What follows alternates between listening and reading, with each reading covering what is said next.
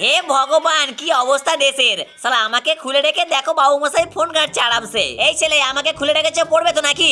আরে পড়বো তার আগে একটু রিলসটা তো দেখে নি। অবশ্যই তুমি পরীক্ষায় ফেল করবে, ওই জন্যই চুপচাপ ফোন দেখছো। হে শালা, পড়াশোনা করে কোনো লাভ আছে?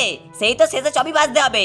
আর মালিক যদি আমাকে দিয়ে ভিডিও বানানো ইউটিউবে, তাহলে একদিন দেখবি মিয়া খালি এই না মানে বুর্জ খালিফা অবধি কিনে ফেলবে মালিক। হ্যাঁ রে, তুই একদমই ঠিক বলেছিস। ওই শালা মোবাইলের বাচ্চা, তুই কি জেগে জেগে স্বপ্ন দেখছিস নাকি?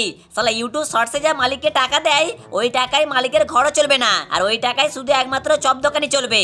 আর মালিক দেখবি ওই টাকায় চপ দোকান খুলে নাম দেবে মালিকের ঢপের চপ। পাগলা লোক চা বিক্রি করে দেশের প্রধানমন্ত্রী হয়ে যাচ্ছে, আর মালিক যদি চপ বিক্রি করে না, তাহলে দেখবি মালিক একদম প্রধানমন্ত্রী থেকে উপরে চলে যাবে। হে আরে প্রধানমন্ত্রী থেকে উপরে নয়, মালিক যদি চপ বিক্রি করে তাহলে দেখবি মালিক চপের মন্ত্রী হয়ে যাবে, আর উনিকে সবাই বলবে মালিকের চপে চুল চপে চুল।